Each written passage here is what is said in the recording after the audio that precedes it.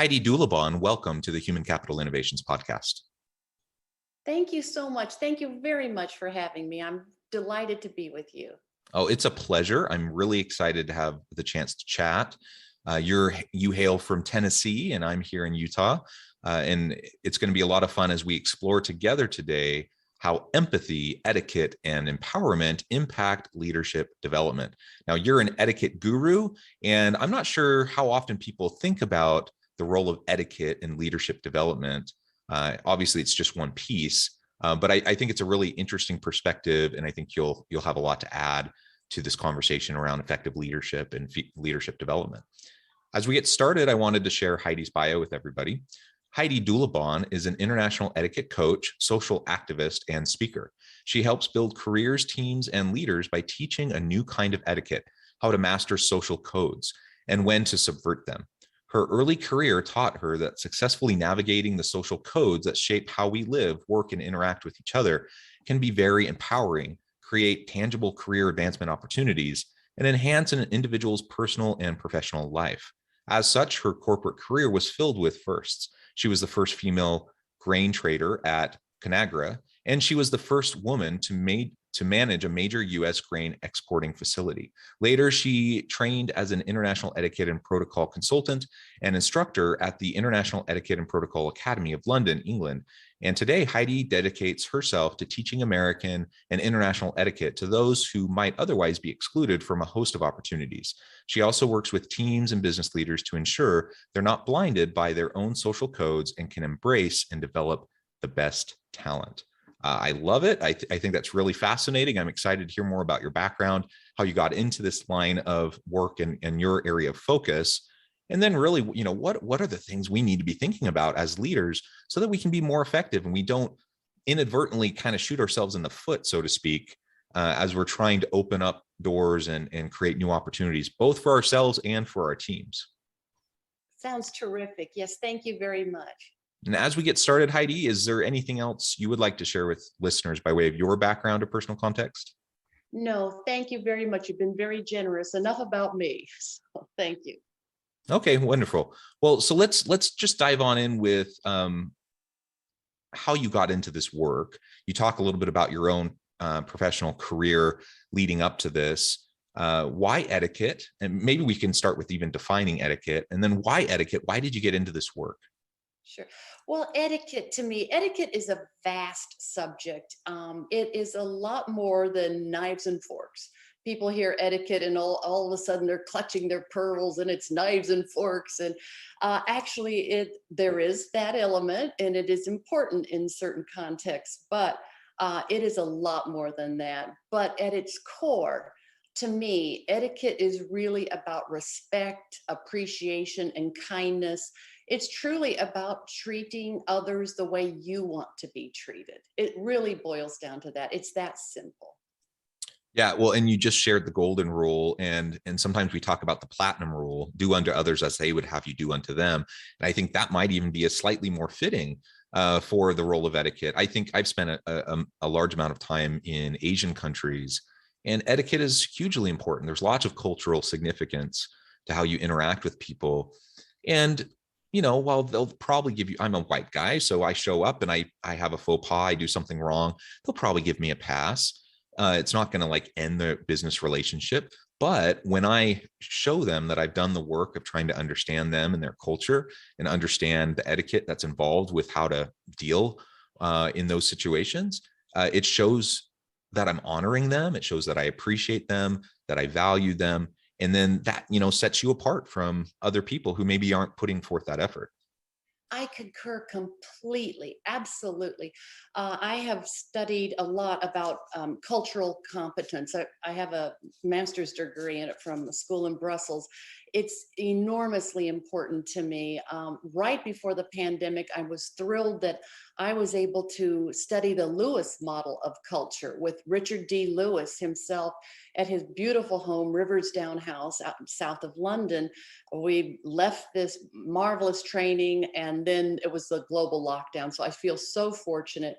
And it's incredibly important to me because we want to be respectful as we're doing business, or maybe you're just just interacting with people. I have my neighbors here. I'm in East Tennessee, and I have neighbors from around the world living next to me. And in your everyday life, I just believe it's about being respectful, and especially with other cultures. I work with a lot of business leaders that are working now virtually, but we used to be getting on planes, probably will again sometime. And you want to be respectful, and because you want to be successful and productive, you want to do the business you've come to do, but you want to do this with respect. And learning a little bit about another culture, it can help explain, well, as you're saying, in some Asian cultures, why they say yes but they mean no. And some other cultures, I think of Finland, for example, they can be very, very quiet, as can some Asian cultures. There's a lot of similarities between those two cultures. And some people will mistake silence, which is actually a sign of respect, as disapproval. And you couldn't be further more wrong. However, without some sort of understanding and at least and an appreciation, you would misconstrue and maybe not be as successful. So I agree with you so much on being, if not culturally competent, at least culturally aware. Yeah, excellent.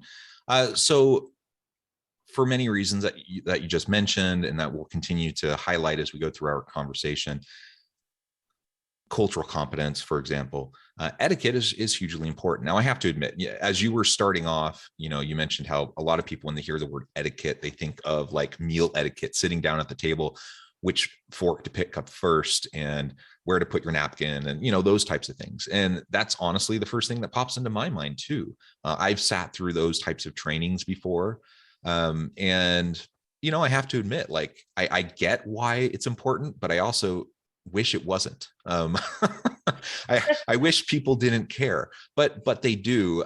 Well, in certain contexts they do, right? And so it's all about just navigating the context that you're in like you said, showing respect to those around you. And so I think it's a good thing to try to balance. One thing that I try to do with my team is I want it to be a psychologically safe and very comfortable place where people can be their genuine, authentic self, where they don't have to feel like there's all these extra kind of unwritten rules of like etiquette and how to behave in order to like fit into the team and be a productive part of the group. So on the one hand, in my team, that's something I can control. I can set the tone. I can kind of try to create that culture. That's the kind of dynamic that I'm going to try to foster. But I don't have that control when I go out and I interface with other people and other organizations or in, certain contexts. And so in that situation, I have a choice. Like I can either, say, it doesn't matter, and just act however I want to act and then let the consequences follow. Or I can recognize that other people have different norms. Other people have different values and elements that they deem important. And on the one hand, I can kind of spit in their face and say, figuratively spit in their face and say, this is stupid, it doesn't matter. Or I can actually say, no, it's important to them, so it's going to be important to me, at least for this evening, for this meal, for this event, whatever. Oh, absolutely. I think you really need to be able to read the room. And I work with my team is in Chicago, my hometown. They're young. I was with them last week and for some events, and they're like, well, does etiquette really matter? And I think, well, I make a case that etiquette is in everything we do.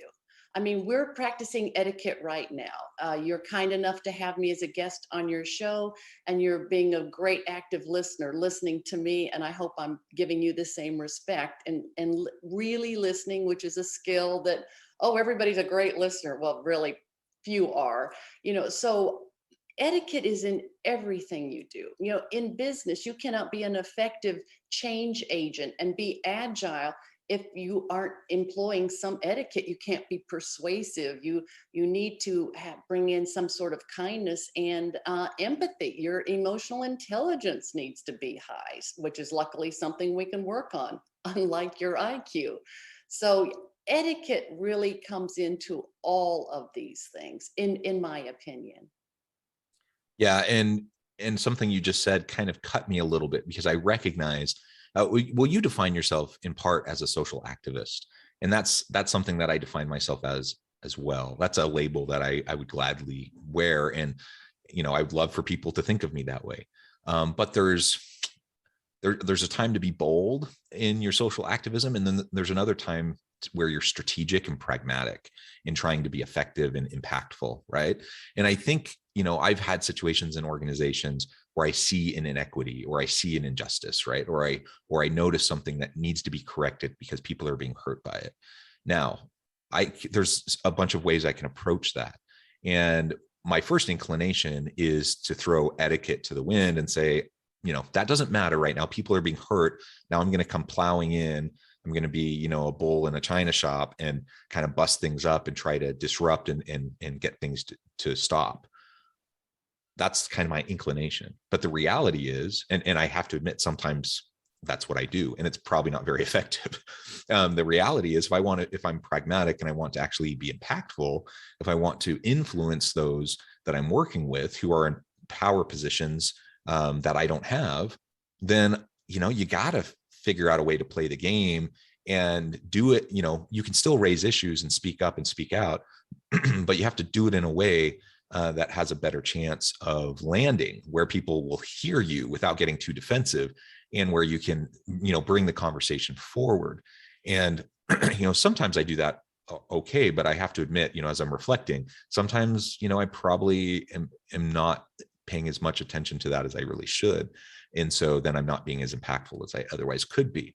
And so I think in part that comes back to this etiquette point that you're making, that etiquette beyond, shining your shoes and having a nicely pressed shirt and where your forks go at the dinner table, but etiquette more broadly understood as the social norms, the social codes, as you put it, and how important it is to recognize and understand that as a part of emotional agility and emotional intelligence, then that will be a part of a holistic kind of an effective leadership profile that will allow you to just wield more influence, right? Be more effective in how you go about doing your work.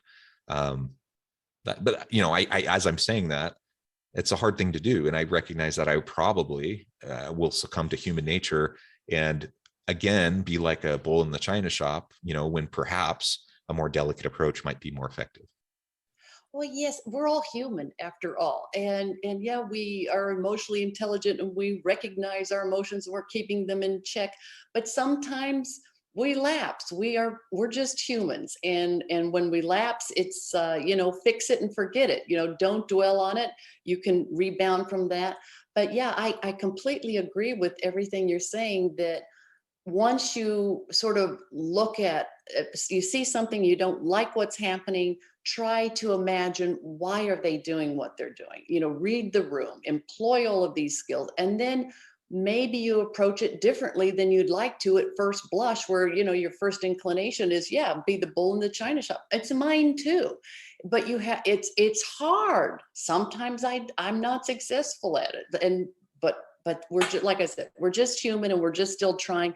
But at the core, if you can just remember to be respectful, that will help you guide through some of these tough situations, especially when you see things that are just not fair and you really want to help, and you should help. And so I applaud you for that.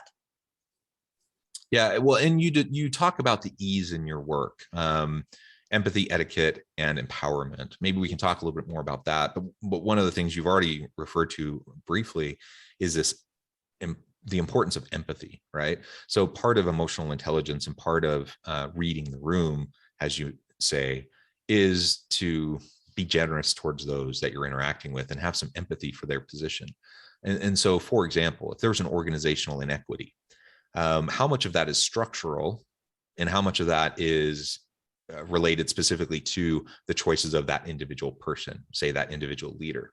That's an important distinction to make, because it can allow you to have more understanding and more empathy and come and be with them a little bit differently when you're trying to have those difficult conversations. So if I can recognize, like, yeah, something wrong happens, someone was hurt, there's an inequity that needs to be corrected, but it was nobody's ill intention. Nobody set out to try to hurt that person. But it's a systemic failure of the organization due to some policy, practice, procedure, whatever. If I can remember that and recognize that, then I can go to that person and at least give them the benefit of the doubt, so that we can have a conversation without me judging them feeling judged, them getting defensive, them feeling like they have to double down, when in reality they might agree with me and they just may feel like their hands were tied due to policies or whatever. But when you can actually have that conversation with empathy, then you might be able to be creative and come to a solution that can be satisfactory to everybody. But when that empathy is lacking, usually it's going to derail, the impactfulness, the effectiveness of any kind of conversation you're trying to have. And that, whether it's a business negotiation, a sales pitch, trying to disrupt an equitable system, whatever, right? That empathy is going to be really important. Can you tell us a little bit more about your focus on empathy and how that's important for you?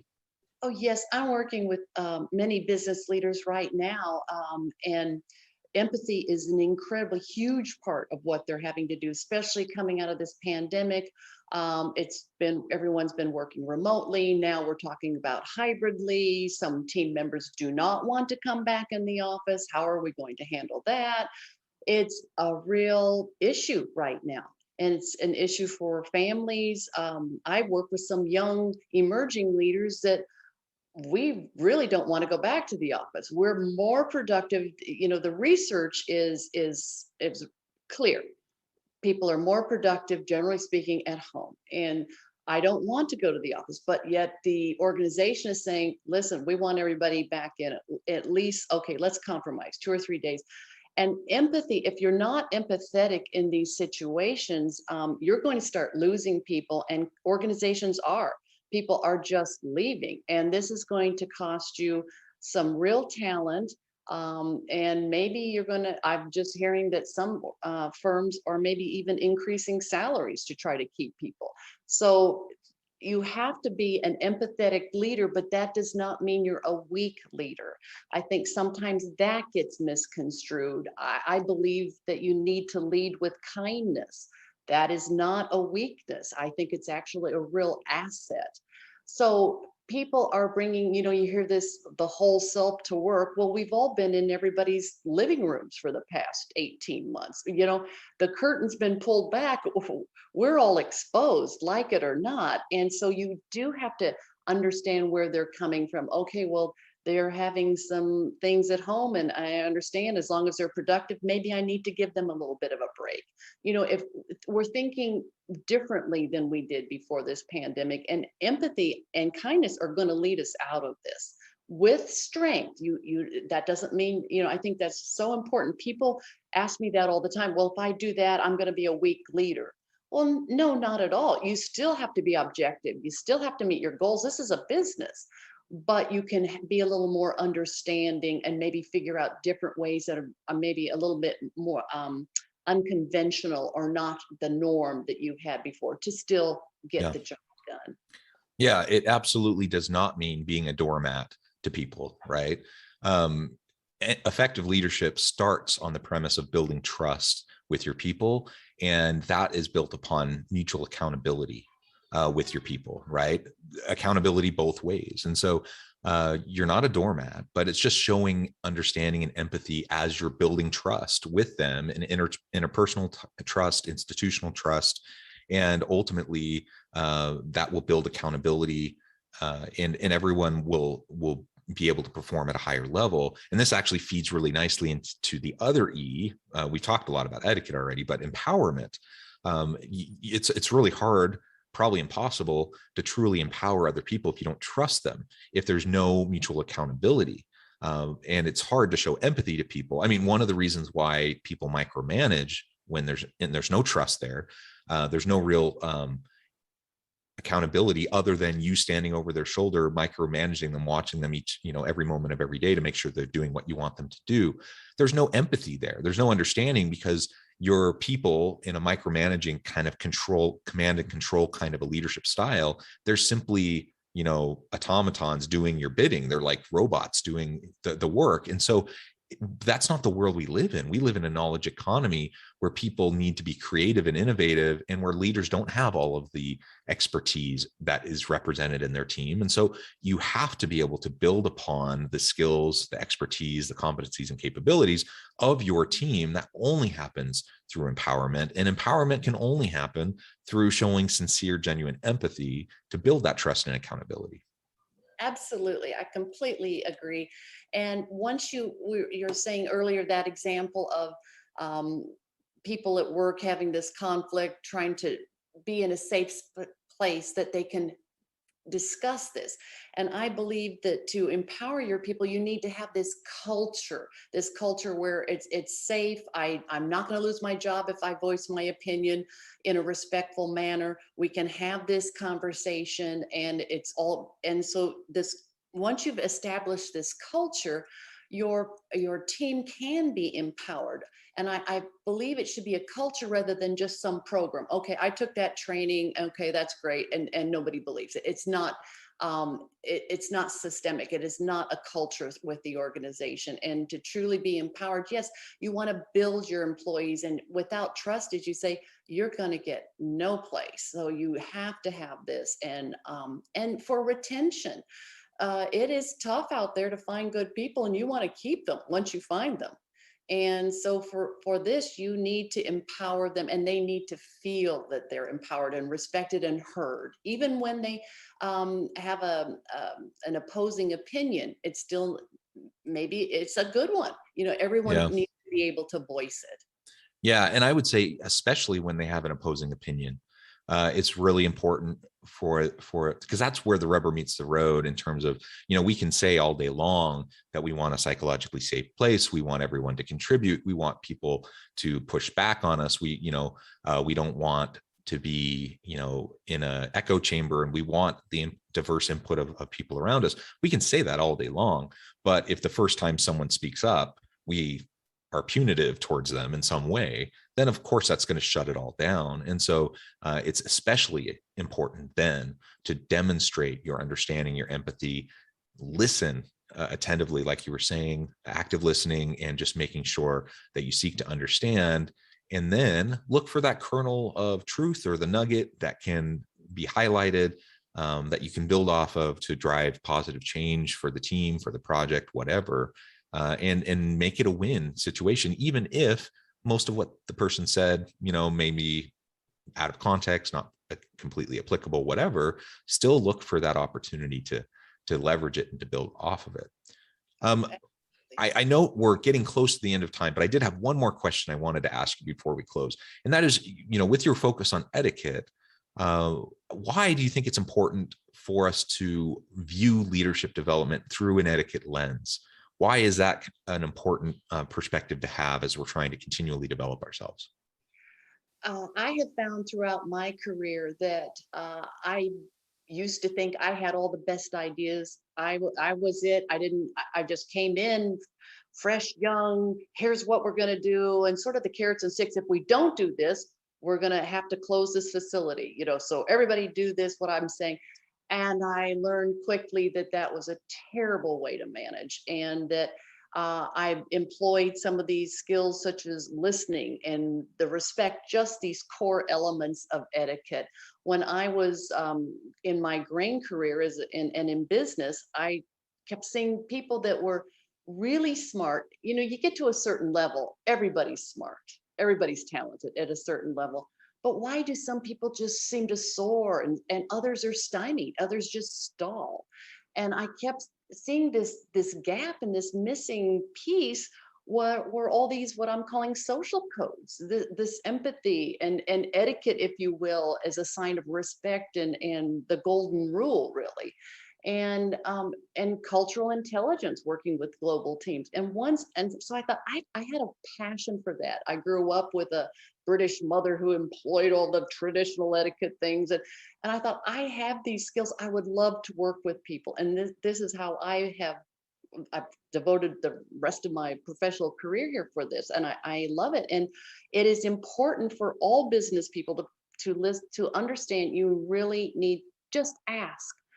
maybe someone has a great idea, ask them and then listen to them with respect. Create these cultures of safe places where people can voice any opinion, because you never know when someone's going to have a great opinion.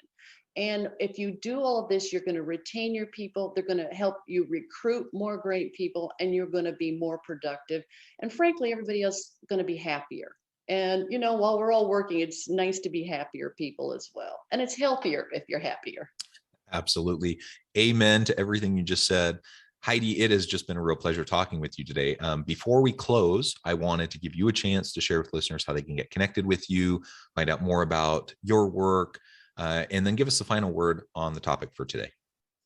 Well, thank you so much. It's been such a pleasure. I'm such a fan, and it's a real honor to be on. Thank you for that.